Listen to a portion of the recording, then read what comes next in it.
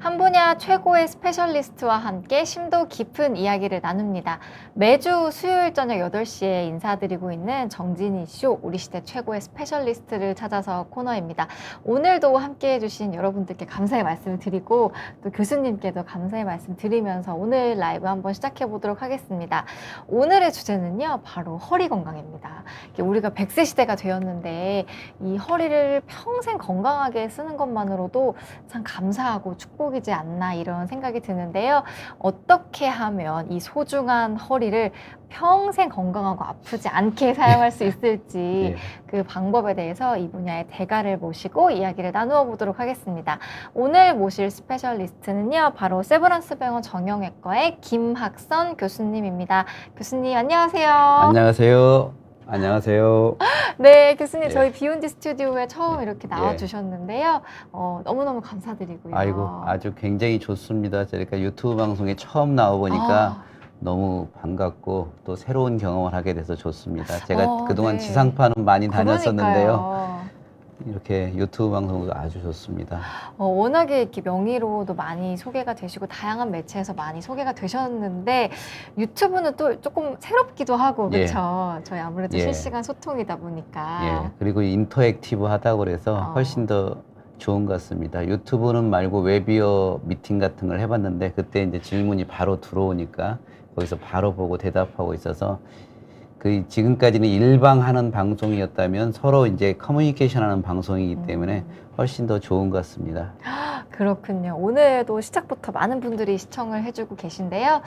교수님께서 이렇게 상호작용을 하면서 방송을 하니까 너무 좋다고 말씀을 해주신 만큼 여러분들께서도 질문 많이 주시면 교수님의 자세한 답변 받아보실 수 있으니까 질문도 많이 부탁드리겠습니다. 먼저 교수님 소개를 제가 조금 도와드리려고 하는데요.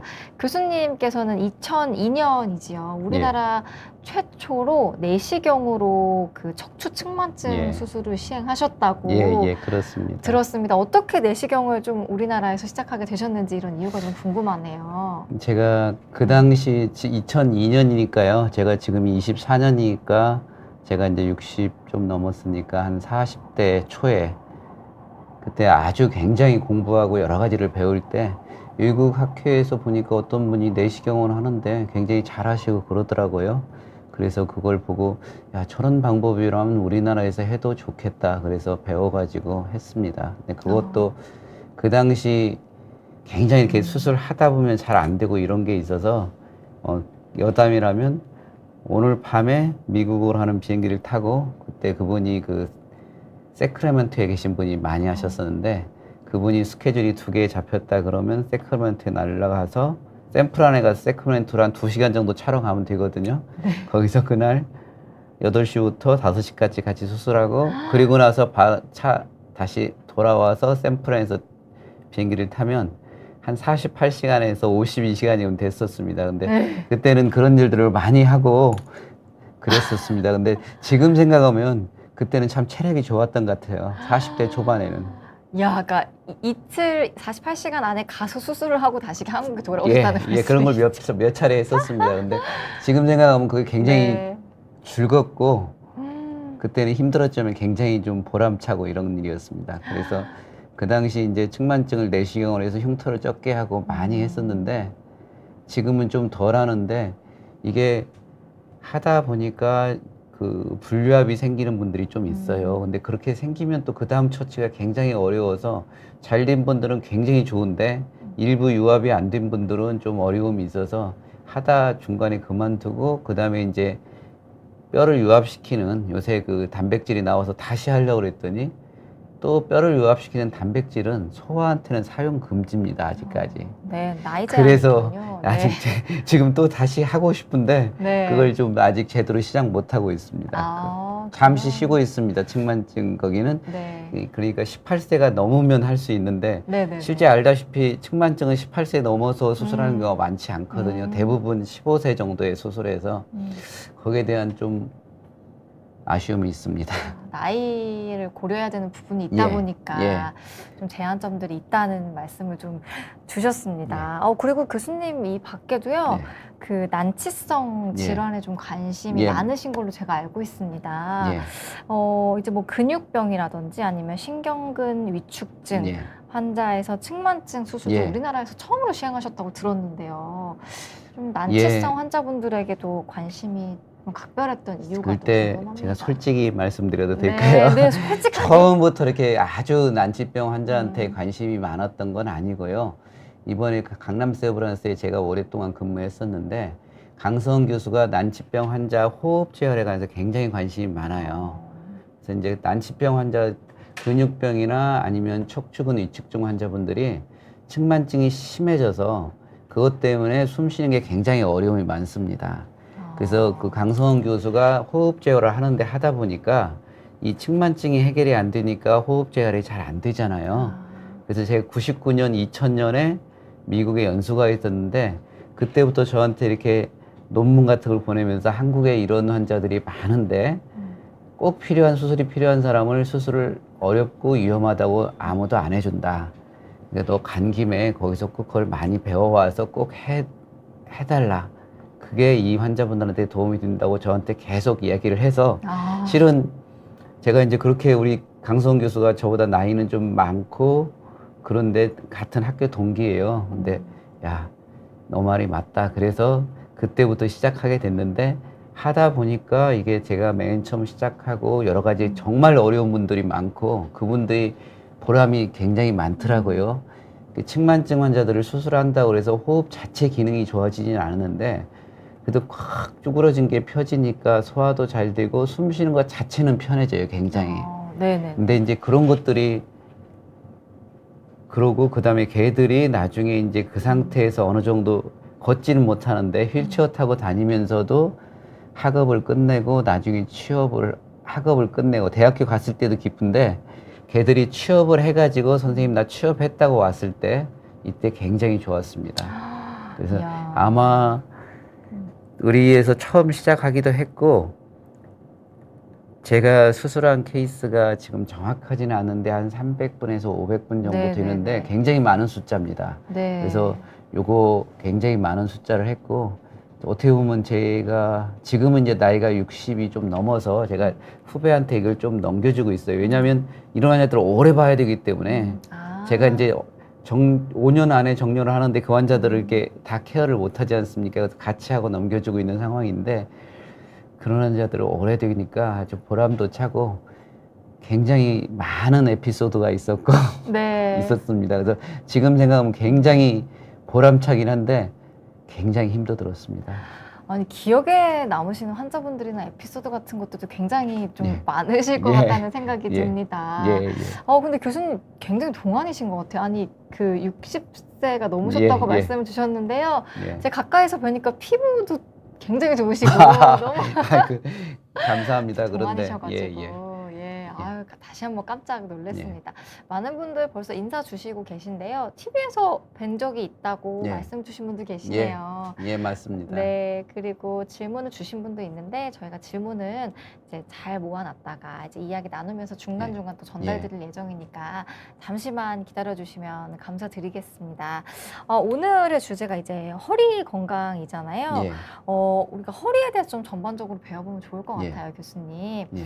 허리하면 크게 이제 척추, 디스크 이런 예. 것들이 좀 떠오르는데요. 예. 이게 어떤 좀 기능과 역할을 하는지 예. 이런 것에서부터 좀 배워보면 좋을 것 예, 같습니다. 예, 좋습니다. 제가 네. 이제 여기 나오는 슬라이드는 제가 2014년에 그 대한척추외과에서 홍보위원장 했었습니다. 그때 이제 대국민 분들한테 좀 알기 쉽게 설명한다고 슬라이드를 만들었습니다. 그래서 대부분은 저희가 이제 그 안에 일단 그림 중에서 일부는 또 상업용으로 쓰면 안 되는 게 있는데 제가 그냥 홍보용으로 우리 학회에서 쓰는 건 승인을 맡았는데 이게 방송에서는 어쩔지 모르겠습니다. 그러나 이제 그때 2014년에 만들어서 공식적으로 만든 거고요.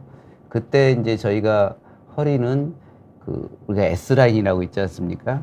S라인 만들기 캠페인 했었습니다. S라인이 이렇게 대개는 이제 몸매 S라인만 네. 생각하는데 허리는 옆에서 봤을 때 이렇게 S라인이 돼야 아주 좋은 S라인입니다. 이렇게 S라인이 돼야 이 S라인이 있으면 건강한 허리다.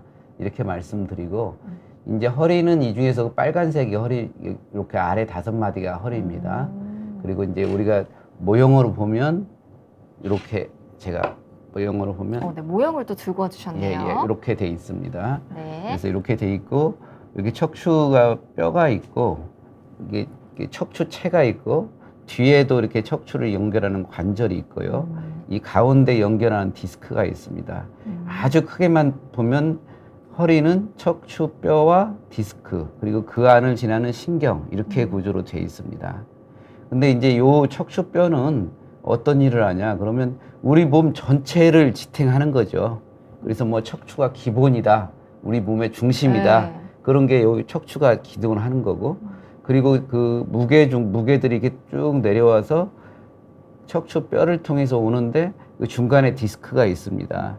하나님께서 죄송합니다. 하나님이신지 아니면 뭐 부처님이신지 아니면 그 편하게 우리가 해주십시오. 누구든지 간에 이렇게 만들 때는 다 이유가 있어서 만들었습니다. 이렇게 척추뼈가 있고 디스크가 있고 그런데 요 뼈만 있으면 이게 한 통이거든요. 그럼 이게 안 움직여요.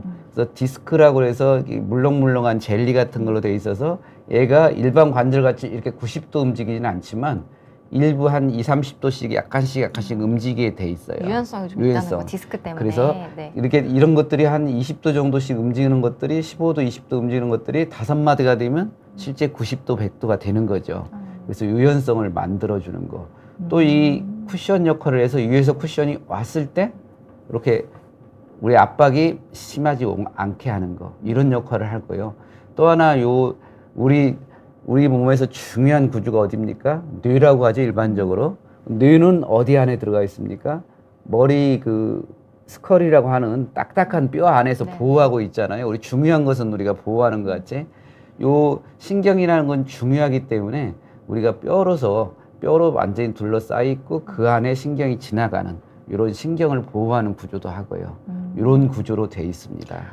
이 모형을 보면서 설명을 주시니까 이해가 됩니다. 예. 우리가 여기가 이제 디스크라고 말씀을 주셨는데 디스크 터진다 이런 말 많이 하잖아요. 그렇죠. 그게 어떤 건지 좀 설명해 디스크 주세요. 터진다 그러면 우리 이제 여기 지금 봐서 네. 이렇게 파란 것들이 그 디스크입니다. 디스크라는 것은 말 그대로 디스크가 DISC. DISC라고 그러면 우리 CD 디스크도 디스크라고 하고요. 동그란 원판을 디스크라고 합니다.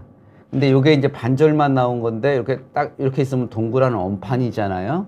그래서 디스크라고 우리가 흔히 말하는데 정확한 말로는 여기 추간판이라고 합니다. 추간판이라고 하는데요.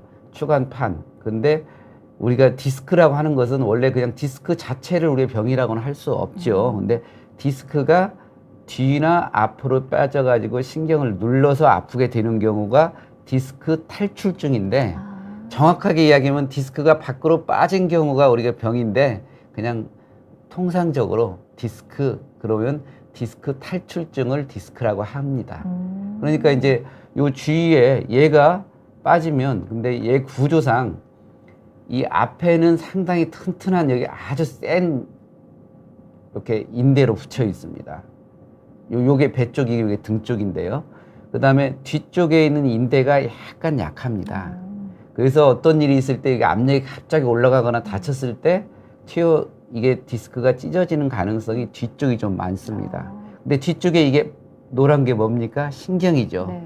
신경을 지나가서 누르거나 자극하기 때문에 아픈 거. 그래서 디스크면 몹시 아프다. 이렇게 이야기를 하는 겁니다.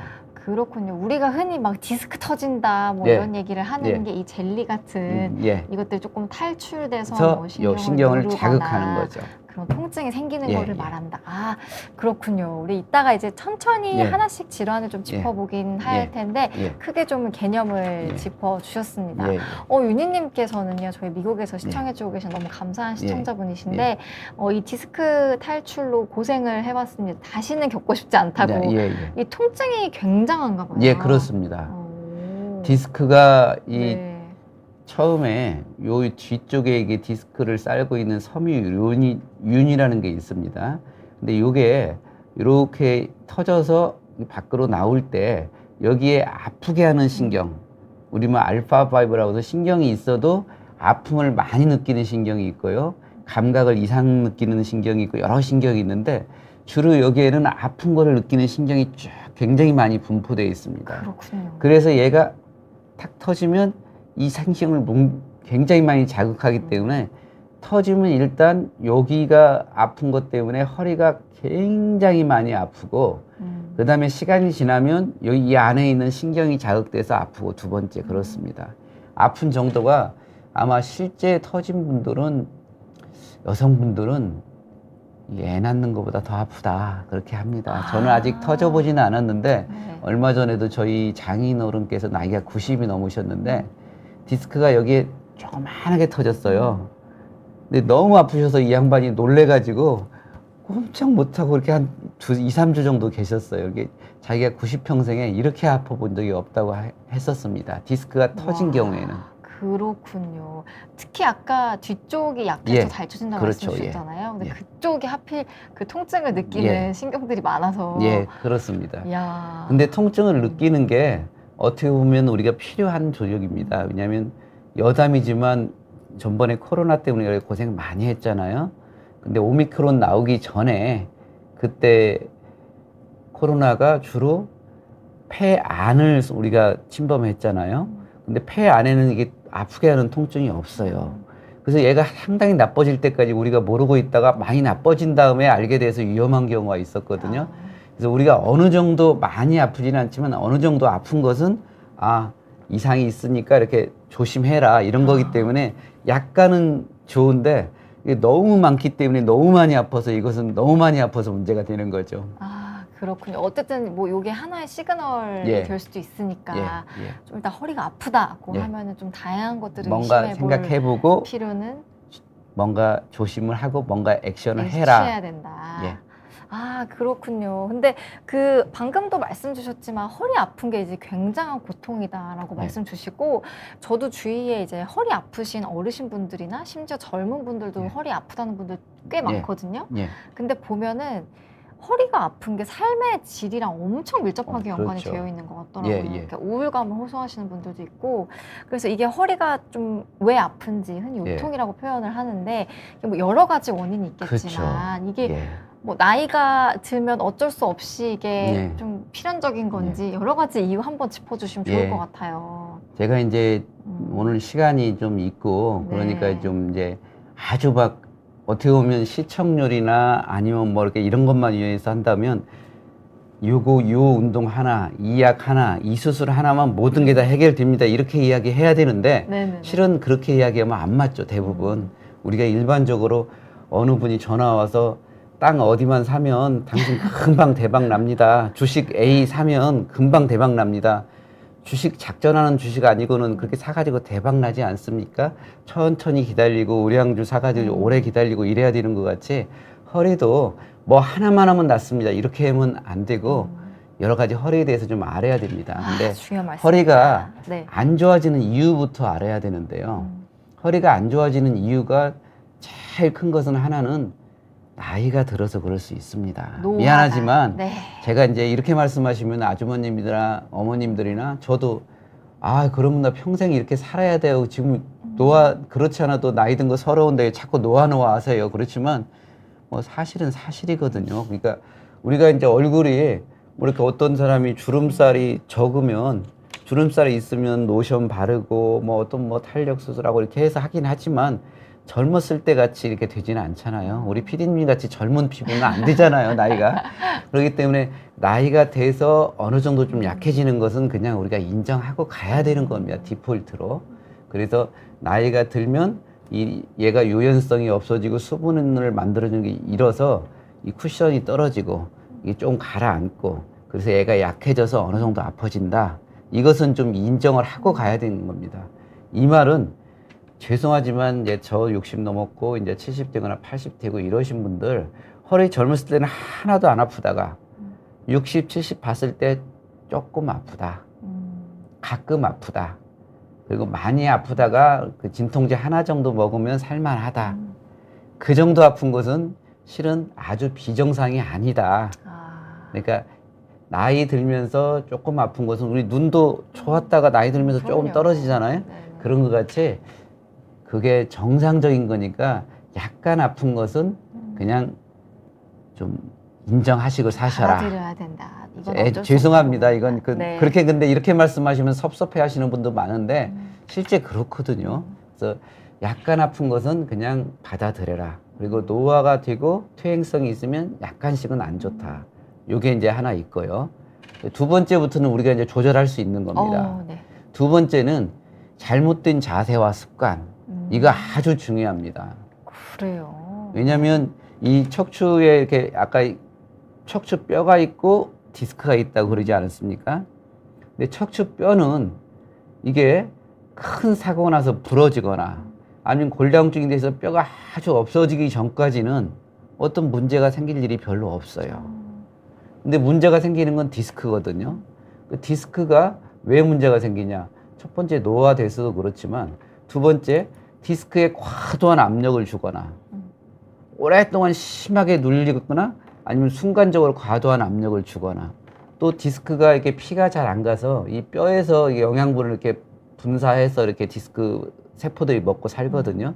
근데 담배를 많이 피고 그러면 일이 피가 잘 안 가서 디스크가 더 퇴행성이 빨리 오고 그렇기 때문에 흡연을 안 하고 잘못된 자세는 뭐냐면 특히 이렇게 이 아래로 갈수록 힘을 많이 받는데 쪼그리고 앉고 구부리고 앉으면 이 앞에 있는 디스크들이 가는 힘이 평소보다 2배, 3배 더 눌립니다. 그러면 이쪽 영양분이 잘 안 가겠죠. 네네. 그러면 얘가 힘도 많이 받고 영양분도 잘 안 가니까 퇴행성 문화가 빨리 오겠죠. 한 번 잘못 앉았다고 그렇게 되는 건 아니지만 꾸준하게 그러게 있으면 분명하게 나쁜 일이 옵니다. 그래서 이거 굉장히 중요합니다. 그래서 우리나라 분들이 척추 질환이 외국 비해서 좀 더 많거든요. 그래서 제가 이건 뭐 통계를 내고 연구는 한 건 아니지만 그냥 상식 레벨에서 상당히 많은 이유 중에 하나가 우리가 좌식 생활을 하면 양반 다리고 똑바로 앉잖아요. 그 상태를 엑스레이 찍으면 어떻게 되냐면 허리는 앞으로 확 숙어 있는 상태입니다. 그 양반 다리를 하는 양반 다리하고 자세가요? 정자세하고 딱 앉아 있으면 의자에 네네. 앉아 있는 거 말고요. 네. 다리를 의자에 앉아 있으면 다리가 앞에 있잖아요. 네. 근데 이제 양반 다리면 다리나 몸통이 같이 있잖아요. 그러면 허리가 앞으로 기울어져야 됩니다. 그럼 그 자리 오래 하고 있으면 아래 디스크에 많은 압력을 가서 안 좋아지죠. 그래서 우리가 좌식 생활을 안 하는 것도 굉장히 중요합니다. 근데 불행히도 이제 우리 또 농사 중에서 밭농사가 쪼그리고 앉아서 하는 일이 많지 그렇죠. 않습니까? 그래서 그것 때문에 쪼그리고 앉으면 그거보다 더 앞에 힘이 눌려서 디스크가 많이 상합니다.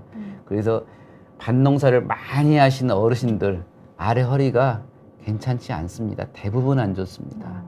근데 요즘은 그 TV나 이런 게 보니까 이렇게 조그마한 의자 가지고 가서 앉고 다니잖아요. 다리가 앞으로만 빠져도 이리 가는 힘이 훨씬 좋습니다. 다리를 앞으로 빼는 게 중요한 그렇죠.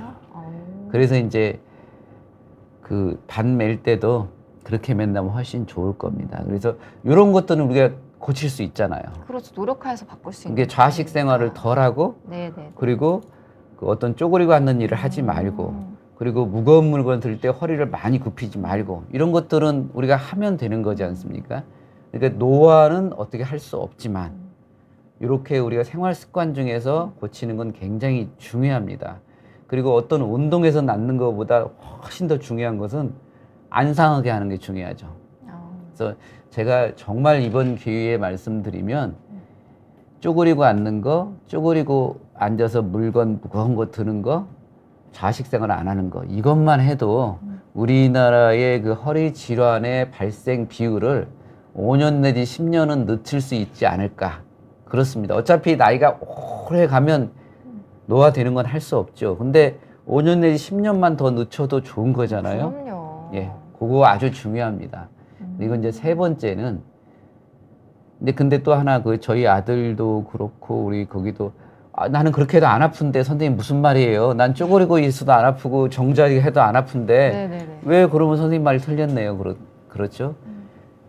젊었을 때 그때는 안 아프죠. 그 일을 오랫동안 반복하면 남들은 70에 올 일을 자기는 60에 오고 55에 오는 거죠. 그렇기 때문에 젊었을 때 지키는 게 중요합니다. 아, 너무 중요한 말씀입니다. 이거 막 제가 신나지는 않지만 너무 중요합니다. 그리고 이제 또 하나 중요한 것 중에 하나가 이제 요 주위에 안 보이지만 근육이 있습니다. 요 근육들이 튼튼하면 얘한테 가는 힘이 적겠죠. 근육 기르는 거 중요하고요. 네. 예. 그리고 또 하나 아주 상식력입니다. 요 위에서 누르는 게 많으면 얘가 좀 더 상하겠죠. 그렇죠. 과도한 체중이죠. 비만도 그렇죠. 악영향을 미칠 수 있다.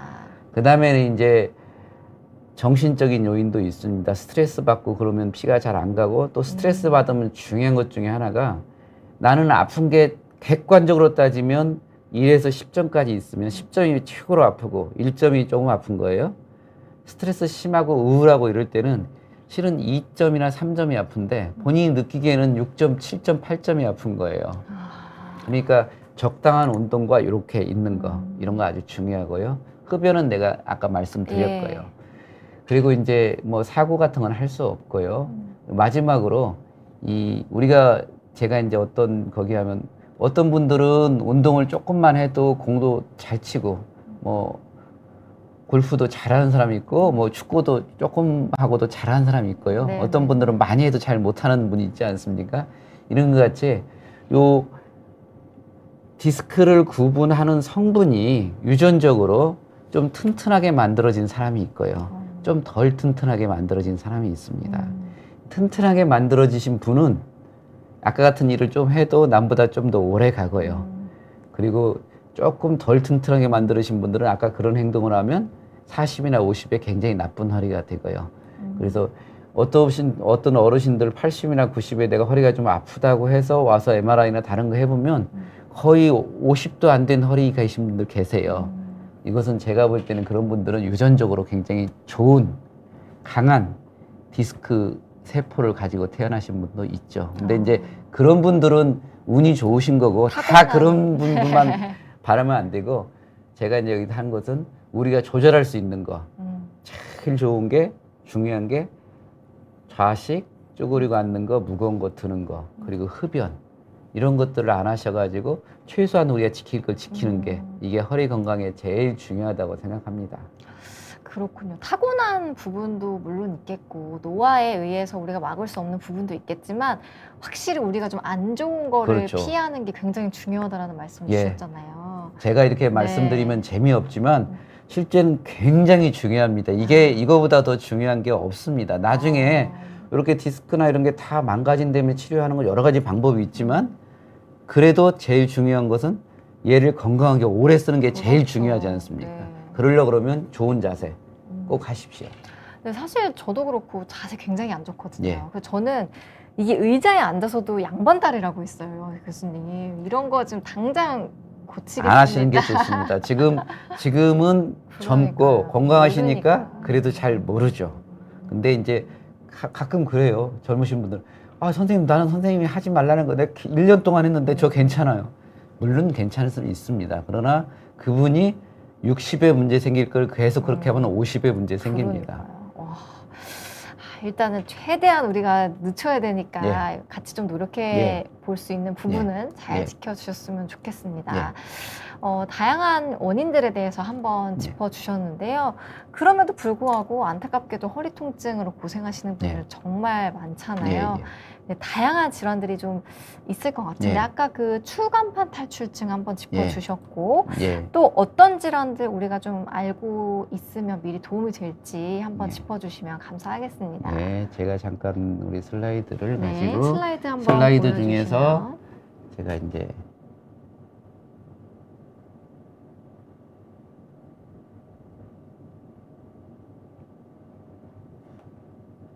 이렇게 이제 척추병 중에서 크게 따지면 이렇게 다는 아니지만 이렇게 한 5개 정도로 나눌 수 있을 것 같습니다. 카테고리를 구분을 카테고리. 해주신 거군요. 예. 네. 그래서 주로 이제 급성으로 생기는 것들이 아까 말씀드린 추간판 탈출증, 다른 말로 디스크 이렇게 하고요. 네.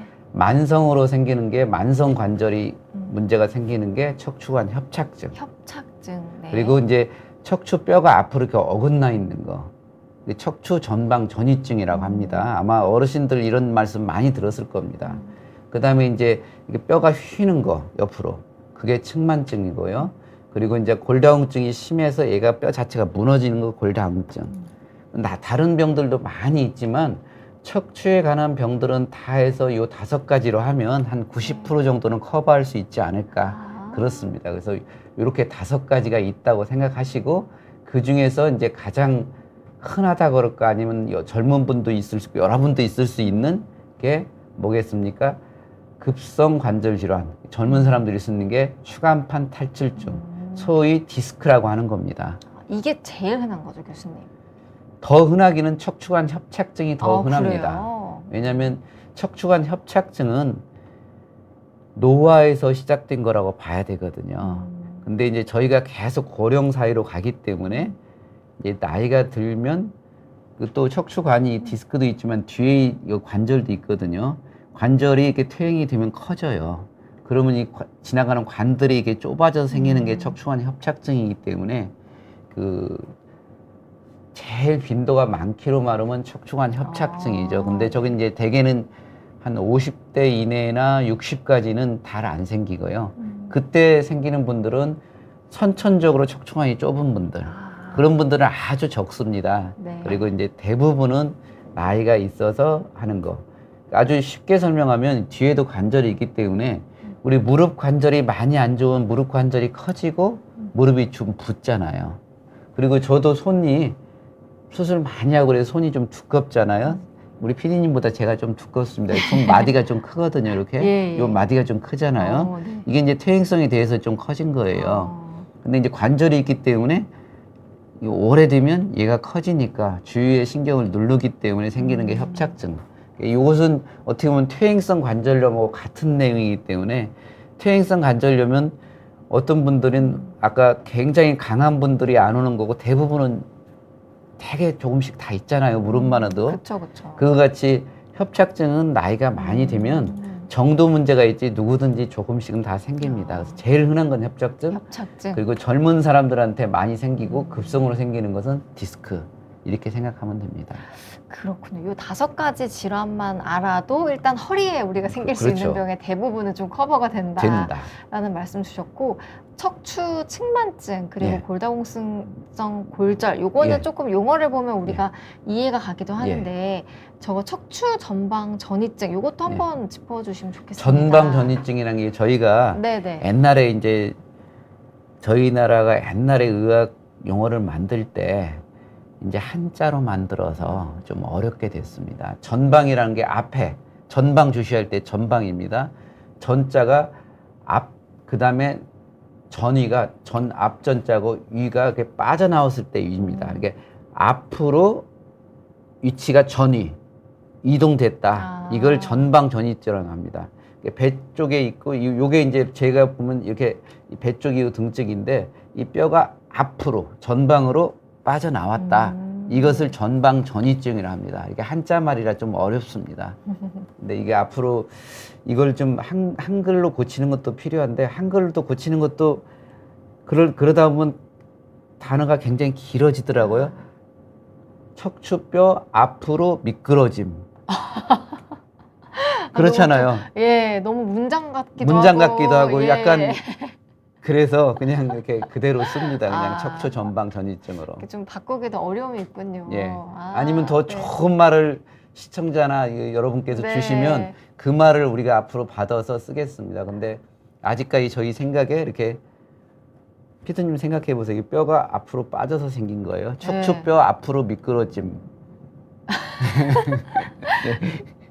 이거를 어떻게 더 예쁘게 짧게 줄일 수 있을까 한번 여러분들도 같이 고민을 해주시면 좋을 것 같습니다. 어쨌든 척추뼈가 앞으로 빠져서 미끄러지는 질환이라고 지금 척추 전방 전이증에 대해서 설명을 주셨습니다. 어쨌든 척추에 생기는 병들을 좀 다 정리를 해 주셨는데요. 그리고 뭐 이 외에도 이제 척추 염좌, 요추 염좌. 염좌란 건 제가 일단 큰 병이 아니라서 뺐는데 우리가 무슨 일 하다 삐끗해서 잠깐 아픈 거 그런 것들을 염좌라고 하거든요. 근데 이제 그거 실은 어떻게 보면 그게 더 많을 수도 있죠.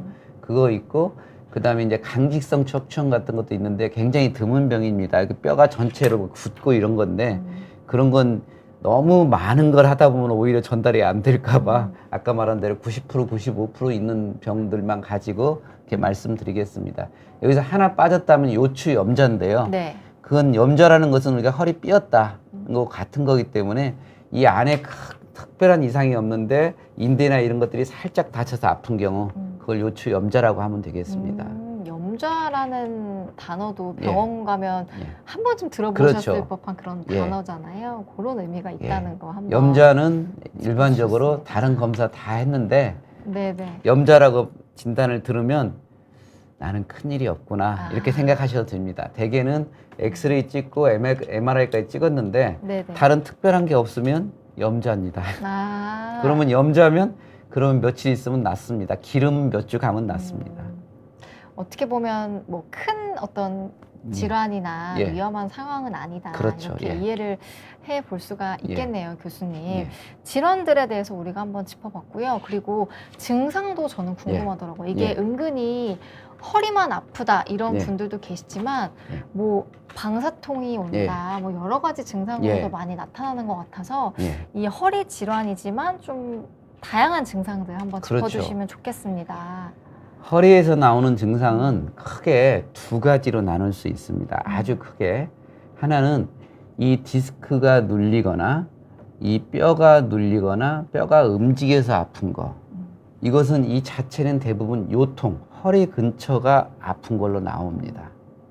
그리고 아까 여기 제가 뒤에 그 신경이 디스크 밑에 분포해서 이렇게 많이 분포한다고 하지 않았습니까? 그때 터져서 나올 때도 요게 분포하기 때문에 우리 등하고 골반 위쪽, 이쪽으로 심각하게 아픈 허리 통증이 하나 있고요. 크게 나누면 두 번째는 이제 여기 허리 통증이 이 안에 있는 신경들 때문에 생기는 통증. 네네네. 그건 이제 이 신경들이 눌리거나 아니면 화학적으로 자극받아서 나오는 통증이 있습니다.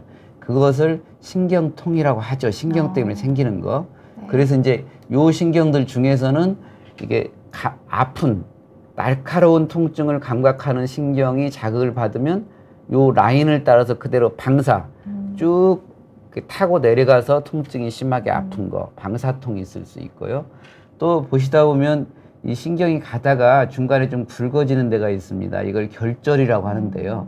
영어로는 갱글리언.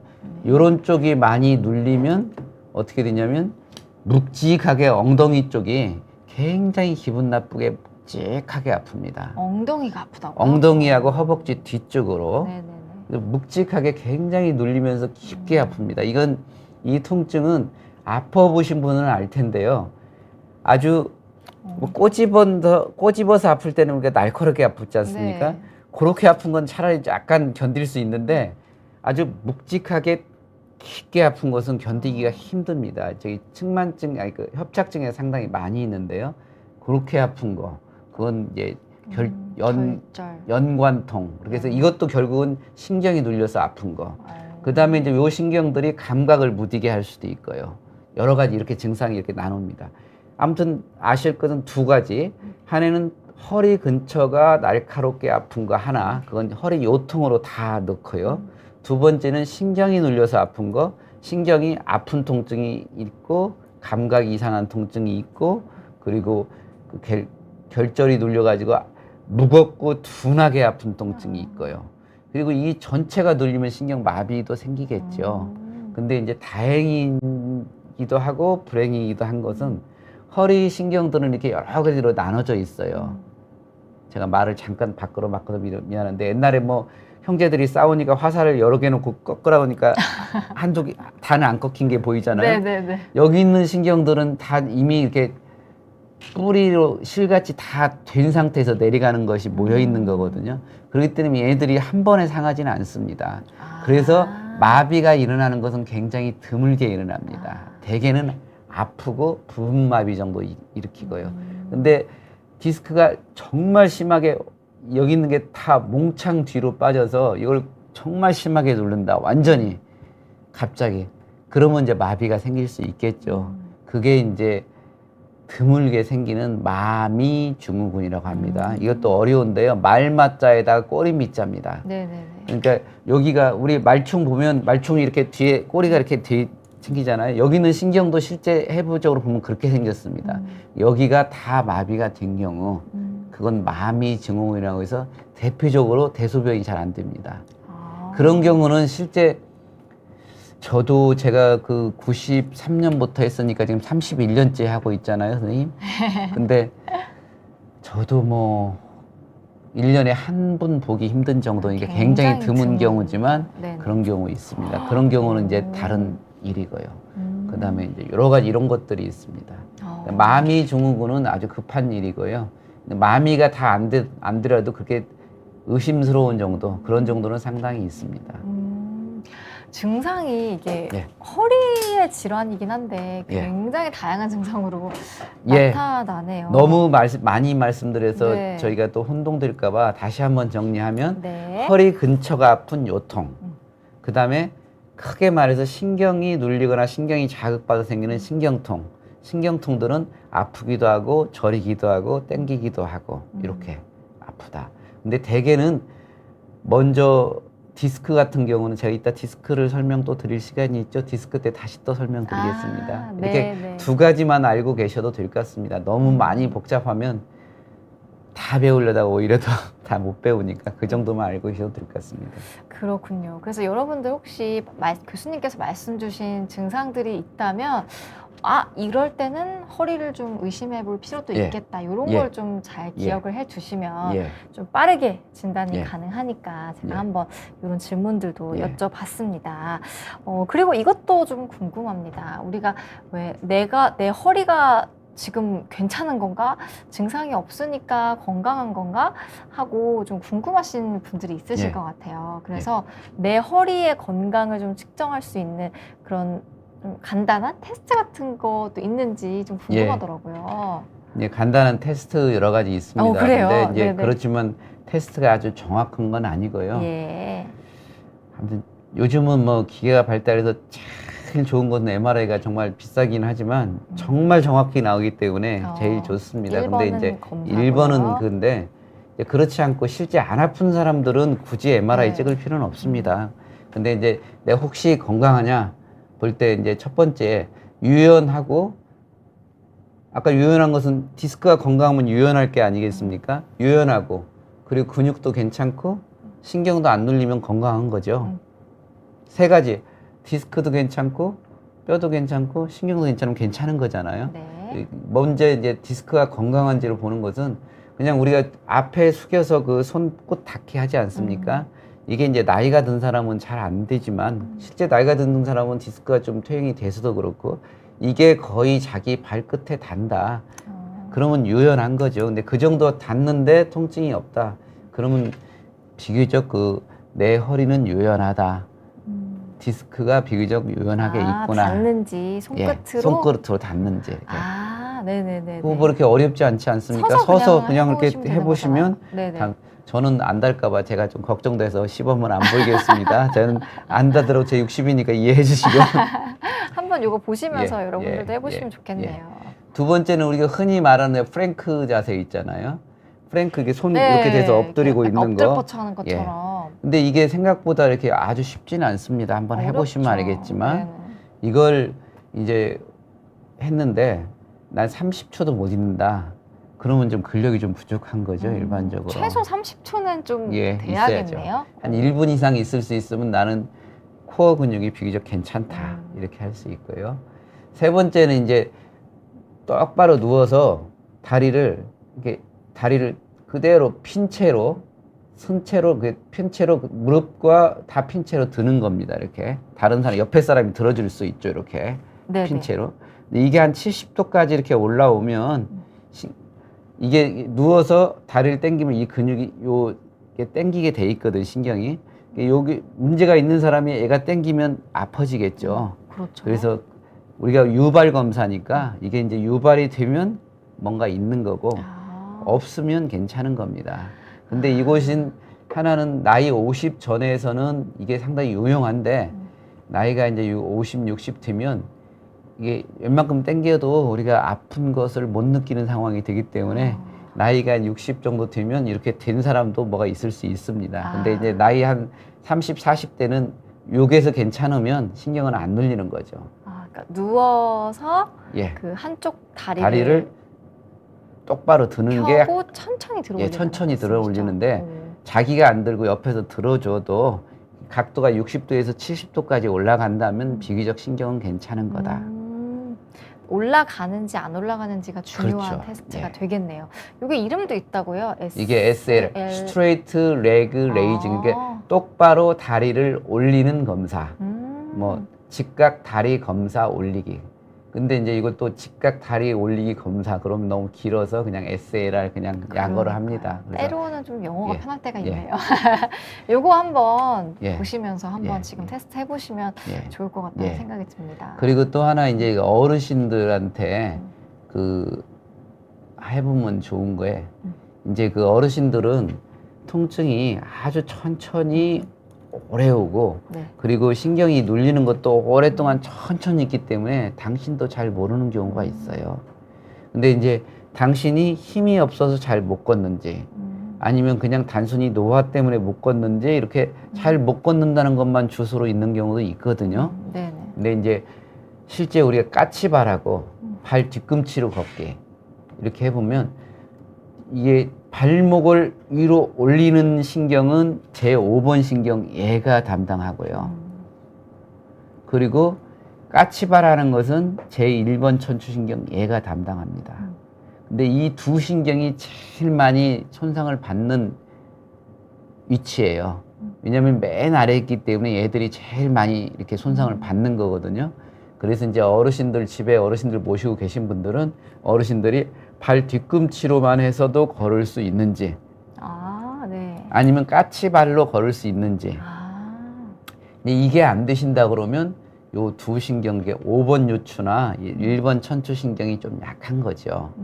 그래서 이제 이런 것 잘 못 걸으시는데 해보니까 까치발이 잘 안 돼요. 발 뒤꿈치로 서기가 잘 안 돼요. 그러면 그건 허리 검사 한번 해보시는 게 좋습니다. 오, 신기하네요. 이건 좀 작은 일이지만 이렇게 네네. 오, 너무 신기합니다. 그러니까 발끝이나 아니면은 이렇게 끝으로 한번 예. 걸어보시는 예. 것 자체가 예. 좀 신경이 어르신들이 네. 발 뒤꿈치로도 좀 걸을 수 있고 까치발로 좀 걸을 수 있다. 그러면 일단 아래 디스크들의 신경은 별 문제가 없는 거죠. 네네. 그렇군요. 쉽게 해볼 수 있는 테스트들 말씀 주셔가지고 한번 집에서 해보시면 너무너무 좋을 것 예. 같다는 생각이 듭니다. 예. 우리가 내용을 계속 이어가고 있는데요. 많은 분들이 질문 주셔서요. 질문 한번 조금 좀 정리해보고 갈까요, 교수님? 괜찮습니다. 인사 좀 나눠보고 시작해 보겠습니다. 오영두님 들어와 주셨고요. 또 박선희님, 강태자님, 그다음에 윤희님 많은 분들 인사 주시고 질문도 주셨습니다. 한번 순서대로 제가 교수님께 질문을 전달 드리도록 하겠습니다. 크리스탈님 질문입니다. 안녕하세요. 40대 여성입니다. 허리가 벌써 너무 아파가지고 걷는 것도 어려울 때가 있습니다. 어쩌다가 삐끗하는 느낌이 들면 그때부터 좀 절절 매는데 좀 병원에 가봐야 하실 것 같은데 디스크라는 말을 듣긴 하셨나 봐요. 근데 아직 특별히 치료를 받은 적은 없다고 합니다. 이렇게 좀 생활에 불편함이 있으신 것 같은데요. 좀 조언을 주시자면요.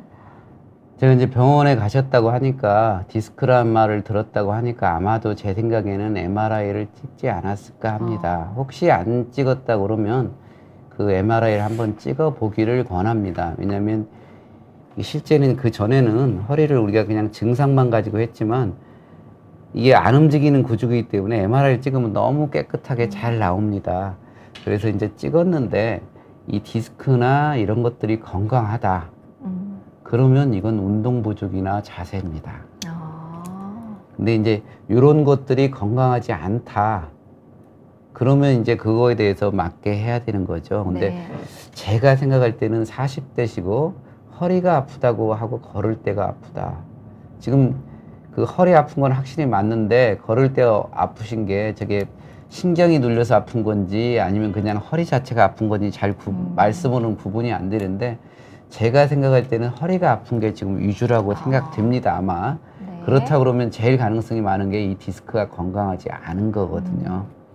근데 이제 디스크가 저 병원에 갔더니 다른 말하고 특별한 치료 안 한다 이런 이야기는 디스크가 신경을 누르지는 않고 있을 겁니다, 아마.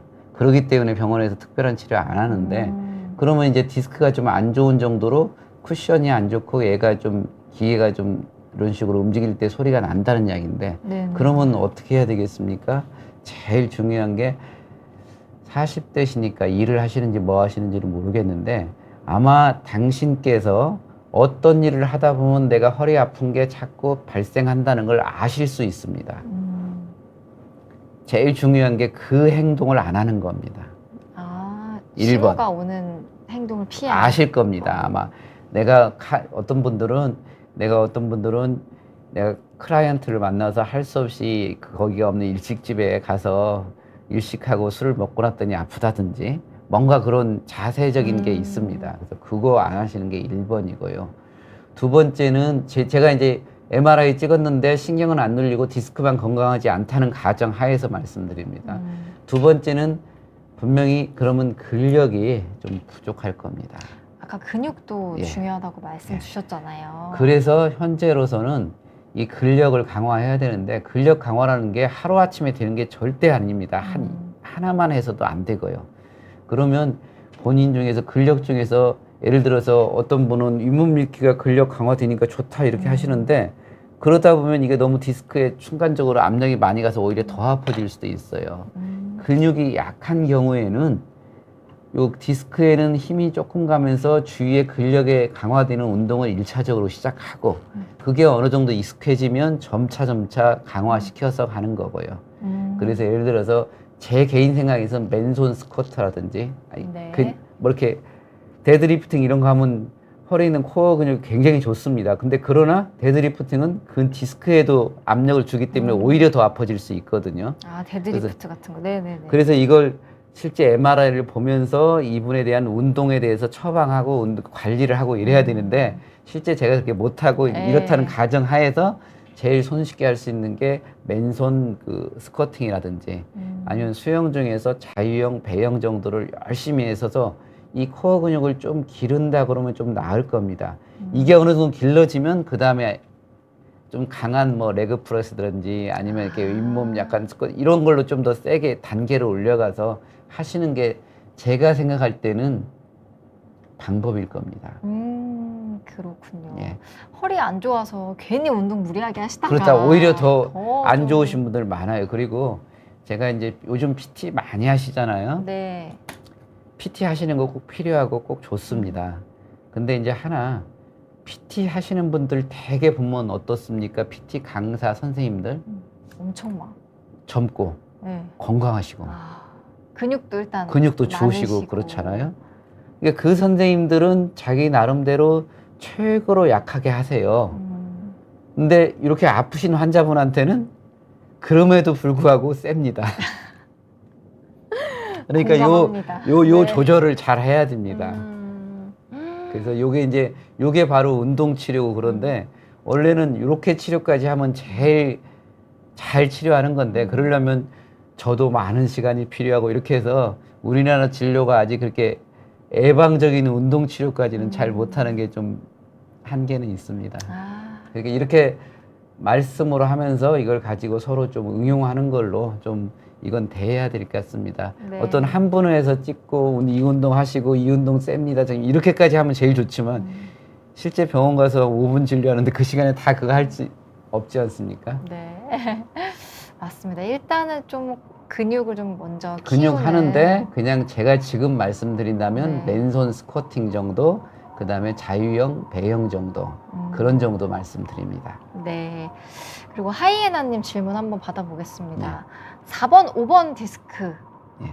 척추 협착 내시경 수술을 받았습니다. 수술 예. 직후부터 아팠던 다리 쪽 엉덩이 종아리 근육 수축이 있고 앉으면 엉덩이가 결리고 일어나면 근육 떨림이 심합니다. 앉아있지를 못합니다.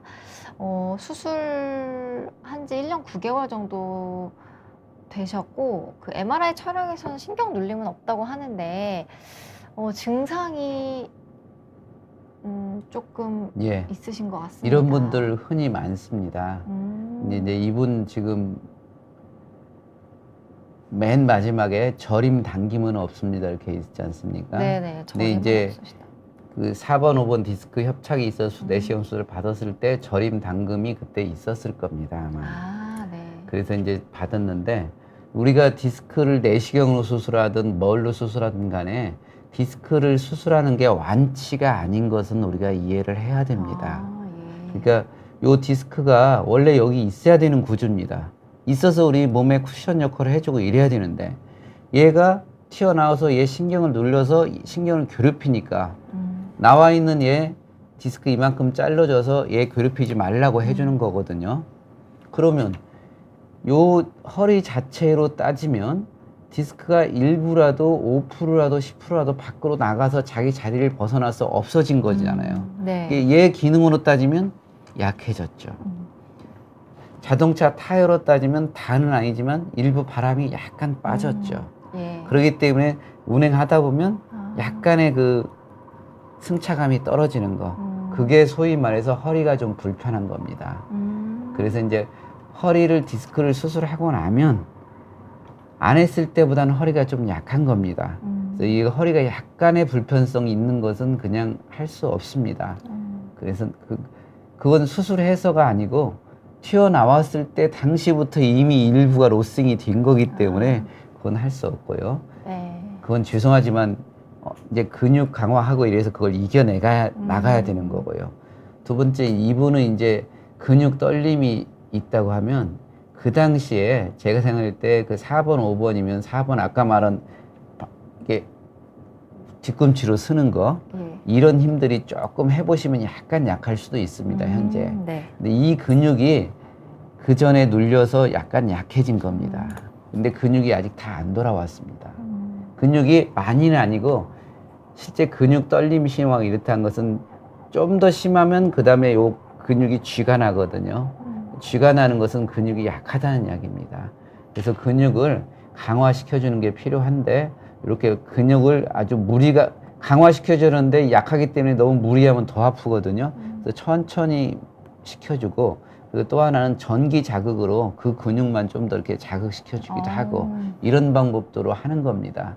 그리고 하나 여기서 걱정되는 것은 엉덩이가 결리다고 하는 것은 엉덩이가 결린 건 아까 제가 말한 좀 지금 엉덩이가 결린 것은 좀 아픈 건 엉덩이 쪽이 좀 깊게 둔하게 아플 거거든요. 근데 그건 옆에 있는 요 뚱뚱한 데가 네네. 이게 이제 어떻게 말하면 척추의 뇌라고 합니다. 뭐였다고 그래서 여기가 아픈 건데 디스크가 좀 없어져서 약간 가라앉아서 그런 거기 때문에 이것은 좀 오래 갈 것 같은데요. 이것은 근본적인 해결책은 현재로서 낫고 싶은 것은 근력을 강화해서 이리 가는 힘을 줄이는 게 근본적인 해결책입니다. 근데 이제 그 나머지 뭐 수술이나 약이나 이런 것은 증상이 완화는 될 수 있지만 그것으로는 안 될 겁니다. 그렇군요. 네, 하이에나님. 하이에나님 제가 한 단칼에 낫는 방법을 말씀드려야 되는데 실제 단칼에 낫는 방법이 있으면 저도 이렇게 말 딱 드리죠. 근데 천천히 길게 잡고 해야 되겠습니다. 아, 그렇군요. 이제 허리 때문에 고민하시는 분들 굉장히 예. 많으신데요. 일단 내용 조금 더 이어가 예, 보고 예, 예. 질문 한꺼번에 모아서 좀 받아보도록 예. 하겠습니다. 일단 아까 그 자가 테스트도 한번 짚어주셨고 다양한 질환들 우리가 좀 배워봤는데 그 여러 가지 질환에 따라 접근하는 방식이 예. 조금 다르겠지만 예. 일단 큰 대원칙들이 좀 있을 것 그렇죠. 같아서 예. 거기에 대해서도 좀 우리가 예. 한번 알아보면 예. 좋을 것 같습니다. 어떻게 좀 치료를 접근하게 될까요? 제가 이거 꼭은 아니지만 슬라이드 하나 제가 만든 거 하나 저기 네. 하겠습니다.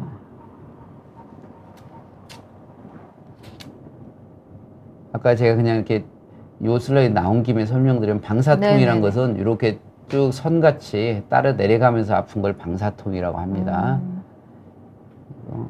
그리고 또 하나는 아까 디스크에서 제가 말씀 못 드린 거 있죠? 네. 디스크가 이렇게 터져서 심하게 눌려 있어도 디스크 자체는 이게 한 번도 우리 몸에서 피해 노출된 조직이 아닙니다.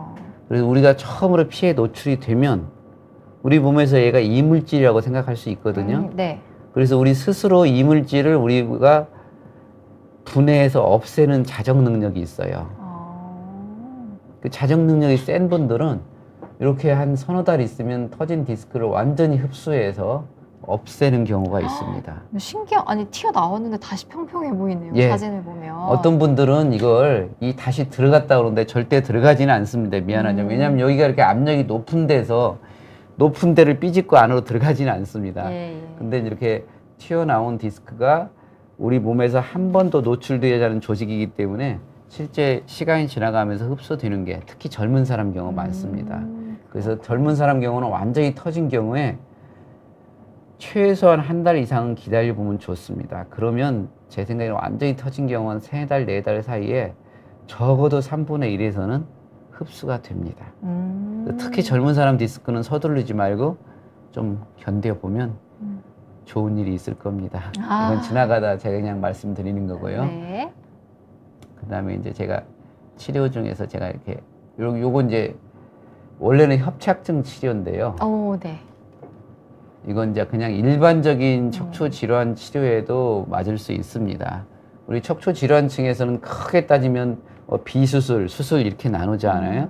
근데 이제 비수술이 여러 가지로 많죠. 이게 비수술이라면 수술 안 하는 모든 걸 다 비수술이라고 하는 거죠. 예. 그러니까 이제 그런 거고, 여기에서 이제 증상이 발생하면 맨 처음에는 좀 일단은 처음에 한 2, 3일 정도는 쉬는 게 좋습니다. 휴식이 필요하다. 네. 심하게 아플 때는. 그리고 그 다음에는 쉬는 것도 어떻게 보면 치료라고 할 수 있습니다. 처음에 많이 아플 때는 좀 네. 쉬어야죠. 그 다음에는 이제 약이 뭐 진통소염제건 신경통약이건 여러 가지 약이 있을 수 있죠. 그 다음에는 이제 주사 치료로 가게 되는 거예요. 그렇고 아까 제가 말씀드린 데 또 거기다 온찜질로 많이 아플 때 온찜질하고 초음파하고 이런 물리치료. 그 다음에 이제 또 실은 더 중요한 것은 아까 어떤 분이 아프시다고 그랬잖아요. 40세 되신 분이. 그러지 뭔가 자기 생활 습관 중에서 통증을 유발하는 그런 어떤 자세나 습관이나 뭔가 있는 경우가 많습니다. 예. 제일 좋은 건 그걸 안 하는 거죠. 피하는 거, 안 좋은 걸 피해라. 그렇죠. 그게 제일 좋은 치료죠. 그리고 그게 이제 나머지들은 약물 치료, 물리 치료, 주사 치료 뭐 이런 것들이 운동 치료 이런 것들이 있습니다. 그래서 이제 이렇게 하고요. 그다음에 개개로 따지면 우리가 이제 쉬는 휴식, 그다음에 약물 치료, 이제 운동 치료, 물리 치료, 주사 치료 이런 것들이 있고 이 셋의 가운데를 나누면 또 수도 없이 많은 게 있습니다. 근데 이제 제일 어떻게 보면 쉬운 게 약물 치료가 어떻게 보면 쉽습니다. 이게 우리가 가지고 가서 약 타서 그냥 먹으면 되는 거잖아요. 그러니까요. 시간도 제일 세이브가 되고요. 그래서 어떤 분들은 나는 아파도 끝까지 약 안 먹고 참는다 그런데 요즘 약들이 그렇게 나쁘지 않습니다. 그러니까 그냥 약 드시는 거 괜찮습니다. 약 중에서는 크게 2가지 종류로 우리가 약을 나눌 수 있어요. 하나는 소염 진통제, 네. 소염 진통. 두 번째는 이제 신경 통증약.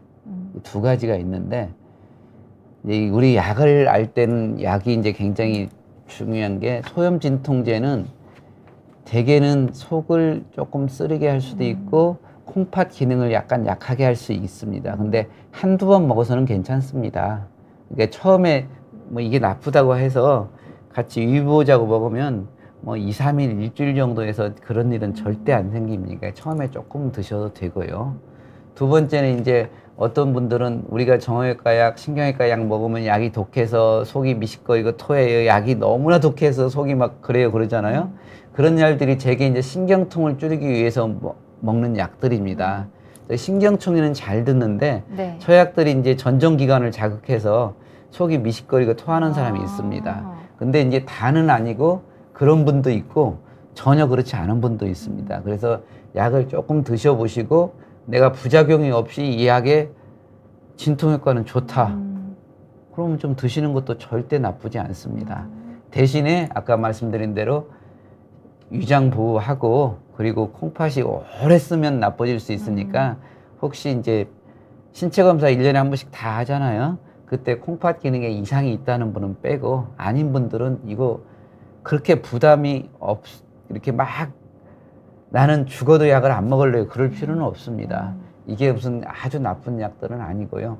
또 하나 약이 그렇게 독한 약들도 아닙니다. 단지 뇌의 그 통증에 관계되는 걸 패스웨이를 가기 때문에 얘들이 좀 사람에 따라서 어지럽고 우리 배멀미하면 속이 미식거리고 토하려고 하잖아요. 그렇죠, 그렇죠. 근데 위를 막 깎아서 그런가요? 아닙니다. 이게 전정기관 기능 때문에 어지러워서 그런 거거든요. 절대 속 깎는 거 아니니까 그러면 바로 안 드시면 됩니다. 한번 이게 1차적으로 해볼 만합니다. 근데 이제 제가 생각할 때 진통소염제하고 신경통약을 같이 쓰면 부작용이 나오는 분들이 한 일주일 정도 쓸 때 5분에 1분 정도는 부작용이 나올 겁니다. 그러니까 5분에 4분 정도는 심하지 않은 건 한 일주일 정도 약 먹고 넘어가면 제일 편하죠. 병원 입장에서는 좀 안 좋을지 모르지만 환자분 입장에서는 좀 제일 불편하고. 편하잖아요. 그렇죠. 그렇죠. 그리고 안 아프고 나서 그 다음에 근력 강화 운동으로 가는 거죠. 제일 효율적이 제일 편한 일이죠. 그런 거고. 이제 두 번째는 이제 물리치료 할 수 있습니다. 이게 특히 허리가 아픈 거, 허리가 아프다는 이야기는 이쪽에 근육이 경직이 돼 있는 게 많거든요. 네네네. 그러면 물리치료로서 열 치료라든지 초음파 치료 이런 걸 하면 경직이 풀리기 때문에 아픈 게 훨씬 부드러워집니다. 그게 이제 물리치료고요. 세 번째 이제 흔히 요즘 굉장히 많이 하는 게 이제 주사 치료지 않습니까? 이제 맞아라 그러는데 이제 주사 치료도 여러 가지가 있습니다. 이게 뭐 신경 차단술, 신경 뿌리술, 뭐 경막화 주의, 뭐 그다음에 신경 성형술 여러 가지가 있는데 실은 어떤 것은 막 수백만 원 하고 어떤 건 막 5만 원 하고 10만 원 하는데 근본적으로는 크게 차이 안 나는 방법들입니다. 그래서 이제 신경 성형술이 난 시술에서 굉장히 시술 그러니까 술자가 들어있으니까 수술하고 비슷하다고 생각하는데 네. 아니고요. 이게 주사요법 중에서 고급형입니다. 그러니까 이제 제가 이렇게 설명드립니다. 그러면 휘발유를 고급 휘발유를 넣으면 물론 좋지만 눈에 띄게 차이가 나는 경우도 있지만 아주 좋은 스포츠카 아니면 고급 휘발유하고 차이가 안 나는 경우도 있지 않습니까? 네네. 그래서 이제 나쁘지는 않으나 고급형이다 그런 정도. 그리고 마지막 안 되는 건 수술 이렇게 합니다. 그래서 이제 저희가 할 수 있는 게 이렇게 4가지, 5가지를 먼저 해보는데 먼저 중요한 게 아무리 아파도 아까 같이 마비가 되고 그런 거 아니면 네. 적어도 3, 4주는 견뎌보는 거. 일단은 좀 견디는 견뎌보는 시간을 왜냐하면 아까 주어라. 제가 디스크 같은 경우는 아무리 아파도 3분의 1 정도에서는 저절로 다 흡수돼서 네. 거의 완치 가깝게 된다고 하지 않았습니까? 그렇게 되는 경우가 있기 때문에 일단 3, 4주 정도는 견뎌보자 이렇게 합니다. 그렇군요. 이게 바로 막 아프다고 수술하고 이런 게 아니라 그- 이 1년에 좀 거쳐야 그렇죠. 되는 프로세싱이 순서가 필요하죠. 좀 있네요. 그러는 게 자기 건강을 위해서 좋습니다. 자연 치유되는 경우도 있다고 말씀을 예. 주셨으니까 디스크 뭐 판정을 받았거나 그렇다고 해서 조금 바로 뭐 수술을 하거나 예. 이런 거는 아니다. 예, 예. 요 정도로 좀 예. 이해를 해 주시면 될 것 예. 같습니다. 그리고 사실 약에 대해서도 이거 뭐 먹어서 계속 먹어야 되는 건 아닌지 뭐 속이 아픈 건 아닌지 예. 걱정하시는 분들도 계실 테지만 사실 짧게 먹고 예. 지나가는 게 어떻게 그렇죠. 보면 가장 편한 제일 방법이다. 쉬운 방법일 수도 있습니다. 네, 다양한 치료법에 대해서 설명을 좀 왜냐하면 또 주셨습니다. 약은 네네. 워낙 많이 썼기 때문에 예. 안정성이나 이런 게 굉장히 많이 검증이 됐거든요. 그러니까 이제 다른 것보다 이건 약은 우리나라에서만 쓰는 게 아니고 전 세계적으로 수억 명이 쓰는 약이거든요. 어떻게 그렇죠. 보면 이게 우리 흔히 말하는 소염진통제, 아까 말한 신경통약 이것은 뭐 수억 명이 복용했던 약이라고 할 수 있습니다. 그래서 굉장히 어떻게 보면 아까 그 콩팥 기능과 그 어지러운 거 그걸 빼면 상당히 많이 검증된 약입니다. 뭐 나쁜 약은 아닙니다. 어떤 분들은 그냥 옛날에 이렇게 근데 소염 진통제 중에서 많이 속 쓰리게 하는 약이 있습니다. 그건 가시면 처방하실 때 의사 선생님한테 저는 속이 쓰립니다. 소염 진통제 중에서 속이 완전히 안 쓰리진 않지만 훨씬 덜한 게 있거든요. 훨씬 덜 쓰리게 하는 약이 있습니다. 저는 위가 약하니까 소염 진통제 중에서 속이 안 쓰린 걸 주세요. 그러면 실제 약 도수 이게 클래스 중에서 훨씬 약한 약이 있습니다. 왜냐면 제가 약을 선전하는 게 아니고 저도 가끔 먹습니다.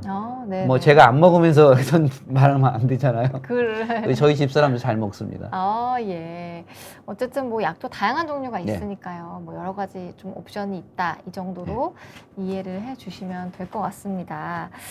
그래서 오늘의 주제이기도 하죠. 우리가 다양한 또 치료법도 있고 질환도 있고 원인도 있고 예. 증상도 참 다양한 이 예. 허리 질환.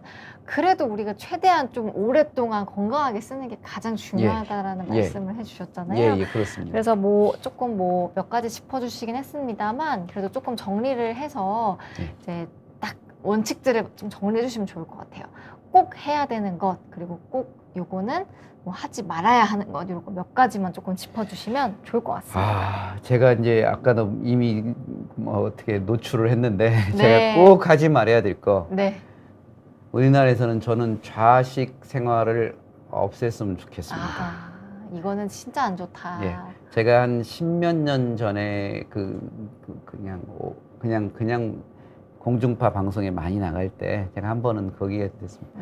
식당에 좌식판을 없애자는 운동을 할까도 한번 했었습니다. 거의 뭐 그런 캠페인까지 생각하실 그렇죠. 정도로. 근데 그때 캠페인 하려고 해서 같이 짜고 그랬었는데 요식업계에서 반대가 많았습니다. 그러면 이게 요만한 스페이스에 의자를 놓으면 10명이 들어가는데 좌식을 하면 20명이 들어갑니다.